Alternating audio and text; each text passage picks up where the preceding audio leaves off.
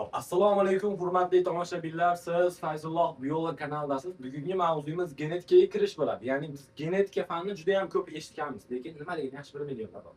Aynan shu haqida gaplashamiz. Genetika o'zi bu nima? Genetika so'zi tug'ilish, kelib chiqish degan ma'noni bildiradi va genetika fani irsiyat va o'zgaruvchanlikni o'rganadi. Ya'ni yangi avlodning paydo bo'lishi nima ekanini esa oddiy qilib genetika so'zi deb aytsak bo'laveradi. Ya'ni genetika fani deb aytsak bo'laveradi. Demak, biz avvalo irsiyat nima, o'zgaruvchalik nima haqida shuni gaplashib oladigan bo'lsak, irsiyat bu ota-onadagi belgilarning avlodiga o'tishi. Ya'ni men dadamga o'xshayman, ma'lum bir qismim o'xshaydi. Onamga o'xshayman, ma'lum bir qismim o'xshaydi. Aynan shu o'xshashlik jihatdan nima bu? Irsiyat. Endi men aynan dadamni yoki onamni nusxasiman? Yo'q, unaqa emas. Ya'ni ikkalasining kombinatsiyasi bo'lib yangi xususiyatlarim namoyon bo'lgan. O'zgaryapman, bulardan aynan nusxasi bo'lmayapmanmi? Demak, u nima? Demak, bu o'zgaruvchanlik. Endi biz shu genetika fanini o'rganishimiz uchun shunaqa bizda 20 ta muhim so'zlarimiz, jumlalarimiz bor. Shuni yaxshilab o'rganib olsanglar, genetikaning kirishini ancha tushunmagan bo'lasizlar. Genetika nimaligini yaxshi tushunmagan bo'lasizlar. Hop, genetika fanining asosiy mohiyati kelib chiqadigan organizmlarni oldini taxmin qilish. Ya'ni biz o'tadigan narsalarimiz, ya'ni genetikani o'rganib, bundan hosil qiladigan avlodlarimiz, nechta avlod chiqishlari bu nazariy qism hisoblanadi. Ya'ni biz nazarda taxmin qilamiz, shunaqa chiqish kerak, shunaqa bo'ladi. Tushunarli-ya? Demak, endi birinchi jumlamiz bu gen tushunchasi. Gen o'zi bu nima? Gen biz avvalo bilib olishimiz kerak, mana hujayralarimiz ichida yadro joylashgan. Ya'ni inson ham evkariot organizm. Evkariot bo'lgandan keyin uning yadrosi yaxshi shakllangan hujayralarda.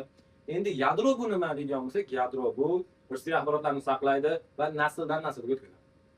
Axborotlarni saqlayapti va nasldan naslga o'tkazyapti. Endi yadro nimadan tashkil topgan desak, yadroning ichida xromosomalar mavjud. Hop, xromosoma har bir hujayrada 23 juft xromosoma bor. Ya'ni inson hujayrasida 23 juft xromosoma bor.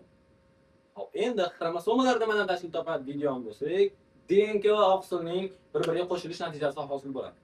DNK ham irsiy axborotlarni saqlaydi. Misol uchun ko'zimizning rangini, qoshimizning qoraligini, terimizning rangini, o'sha ma'lum bir inson xususiyatlarini nima saqlayotgan DNK kod qilib olib boradi. Va oqsil ikkalasining qo'shilishidan bizga nima hosil bo'ladi? Xromosoma hosil bo'ladi. Endi gen nima unda deydigan bo'lsak, gen bu DNKning funksional ma'lum bir birligi. DNK demak ma'lum bir birligi desa ham bo'laveradi. Gen aynan shu narsa. Endi genotip bilan fenotipni farqiga borib olishimiz kerak. Ikkalasi juda ham o'xshash narsa. Genotip bu o'sha ma'lum bir genlarni tashkil qiluvchi narsa. Fenotip bu tashqi belgi va xususiyatlar. Hali demak, genotip bizning ichimizdagi genlarimiz joylash qanaqa bo'lishi, misol uchun otamdan olgan genim past bo'ylilik bo'ladigan bo'lsa, onamdan olgan geni baland bo'ylilik. Endi bizda past bo'y, hozir dominant resessiv degan tushunchani ham gaplashamiz, ustuvorroq, kuchliroq. Endi baland bo'y bo'lsa kuchsizroq, normal bo'y, baland bo'y kuchsizroq hisoblanadi. Endi ikkalasi birga kelganda mana bu ustunroqmi? Shu ustunroq bo'lgancha bu o'ziligini namoyon qiladi. Endi ikkalasida ham gen kelyapti bizda, lekin tashqi ko'rinish qanaqa bo'ladi? Past bo'yli bo'ladi. Sabab bizda mana bu gen ustunroq. Lekin bizda mana bu tomonda baland bo'yli geni ham turibdi. Qaytaraman. Mana bittasini past bo'yli otamdan oldim. Baland bo'yli onamdan olyapman. Ikkalasi birgalikda kelganida menda past bo'yliligim ustunroq bo'lyaptimi? Demak, men past bo'yli namoyon qilaman xususiyatimda. Lekin mening genimda mana bu baland bo'yligi ham bor. Prosta past bo'yli uni oldida bo'lganligi uchun namoyon qilinmayapti. Demak, namoyon qilishi bu fenotip. Mana bu joyda bor bo'lishi bu genotip hisoblanadi. Endi genotip bilan fenotip farqi ham bir oldi. Ular xususiyatlar bo'lsa bu, ya'ni tashqi xususiyatlar bo'lsa fenotip, endi ichki tuzilmalar bo'lsa bu genotip hisoblanadi. Uni ham hozir batafsil bu chekada gaplashamiz. Bir qator tushunchalar tushunib olaylik, keyin gaplashamiz. Endi bizda dominant va resessiv degan tushuncha bor. Ya'ni dominant nima, resessiv nima? Dominant bu ustuvorlik. Qaysi biri kuchli bo'lsa, qaysi genimiz kuchli bo'lsa, demak u dominant hisoblanadi. Kuchli hisoblanadi.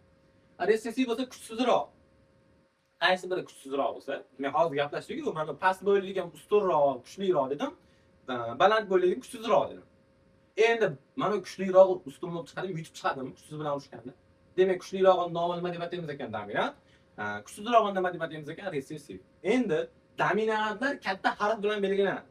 Katta A bo'lishi mumkin, katta B, katta S, katta D bo'lishi mumkin. Xullas, katta harf kelsa bu nima? Dominant. Endi kichkina harf kelsa nima? Bu resessiv. Dominant bilan resessiv shunaqa qilib farqlab olamiz. Tushunarli-a? Qachonki katta, kichkina bo'ladi. Mana heterozigota holatda keladigan bo'lsa, baribir dominant o'zinikini namoyon qiladi, chunki u kuchli. Xuddiki siz dadingiz bilan yuribsiz.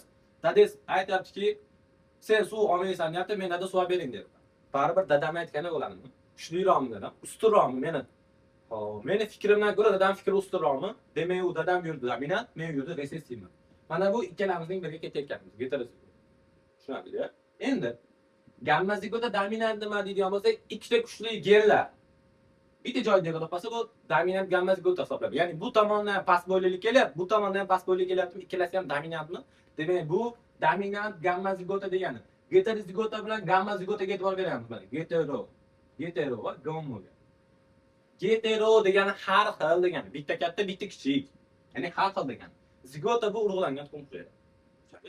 Demak, bir xil genlardan urug'langan. Mana bu har xil genlardan urug'langan, bu bir xil genlardan urug'langan. Gomo degani endi bir xil degani.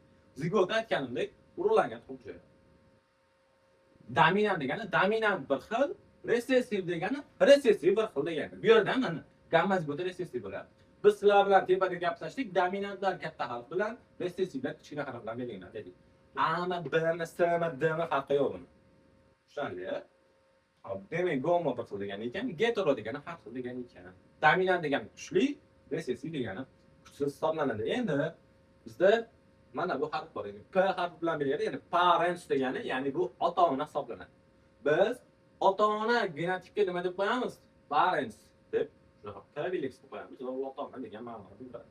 Hop, endi mana bu ota belgisini namoyon qiladi. Mana bu ona belgisi. Ya'ni otani topayotganda ikkalasini qo'shimiz kerak. Otani qaysi tomonga yozsak, o'shani mana bu belgiga qo'yamiz. Onani qaysi tomonga yozsak, bu belgiga qo'yamiz. Hop.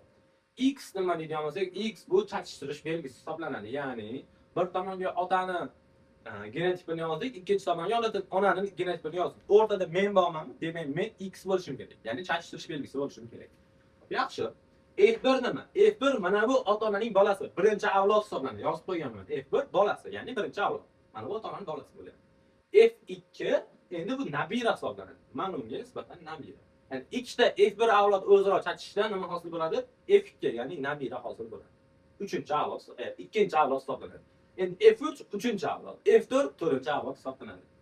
Endi gameta nima desak, gameta bu jinsiy hujayralar. Ona alohida jinsiy hujayra beradi, ota alohida jinsiy hujayra beradi va ikkalasining qo'shilishidan yangi avlod hosil bo'ladi. Buni endi masalalar davomiyligida o'rganib olamiz. Sizlar shuni yodlab olinglar. Qolgan masalalar davomiyligida bilib olamiz. Endi allelgen va noallelgen. Allel nima degani? Allel bir xil joyda joylashgan genlar. Misol uchun mana bu A genlari. Aytdim, past bo'yli, baland bo'yli deb hisob ketyapmiz, normal bo'yli deb. Demak, past bo'yli bilan normal bo'yli bir-biriga allel hisoblanadi. Endi past bo'yli bilan ko'k ko'zlilik bir-biriga noallel hisoblanadi. Tushunarli? Ya'ni har xil joyda joylashgan bo'lganligi uchun shunaqa deb aytamiz. Demak, allel bo'lsa bir xil belgini namoyon qilish kerak, yo past bo'yli yo baland bo'yli deb. Noallel bo'lsa bittasi past bo'yliga namoyon qiladi, bittasi ko'k ko'zliga ham namoyon qiladi. Ya'ni har xil joyda joylashgan hisoblanadi. Bir-birining sherigi emas degan ma'no bo'ladi. Tushunarli? Endi bu tomonga o'tib olaman. Gamologik va nogamologik xromosomalar ikkalasi deyarli o'xshash narsa hisoblanadi. Gamologik o'sha yonma-yon turgan xromosom, nogamologik boshqa joyda turgan xromosomalar biz gamologik va nogamologik xromosomalar deb ataymiz.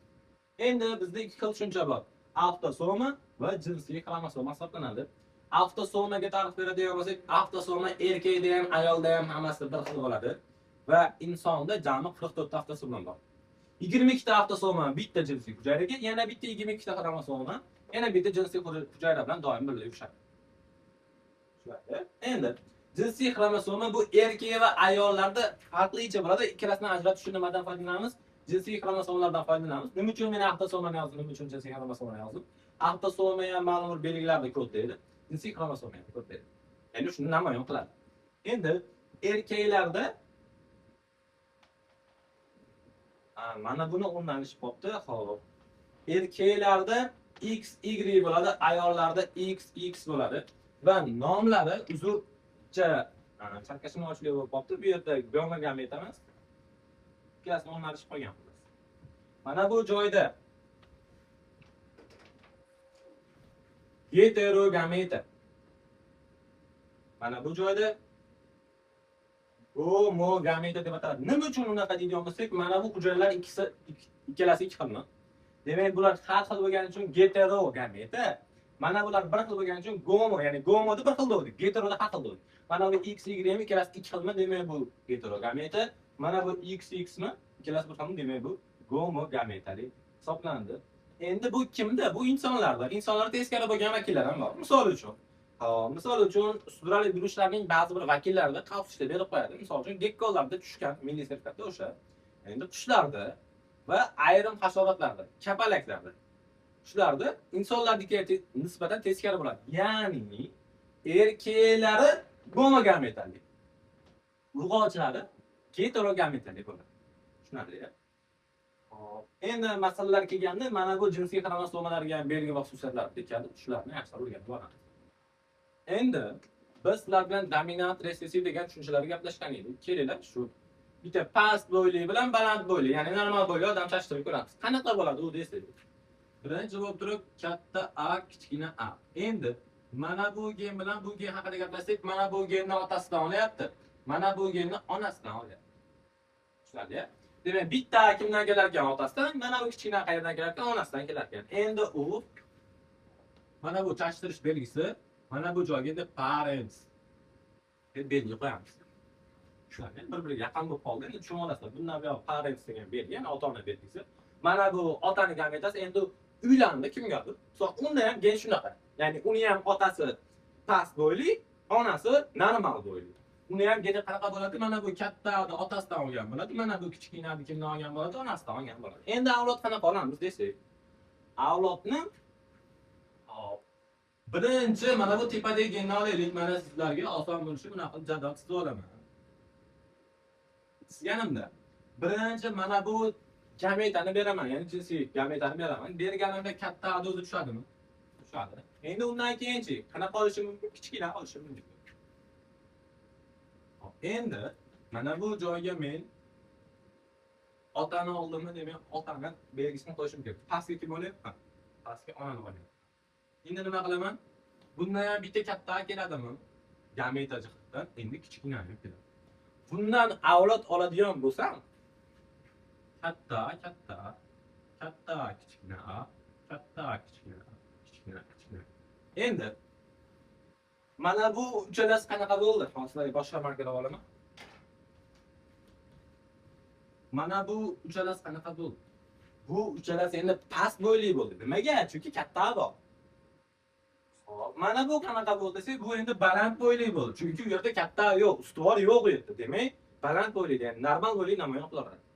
Endi sizlarga genotipik nisbat bilan fenotipik nisbatni beraman. Qanaqa bo'ladi desak, birinchi genotipik. Gen qo'ydim. Genotipik deb qo'ydim. Genotipik, keyin fenotipik.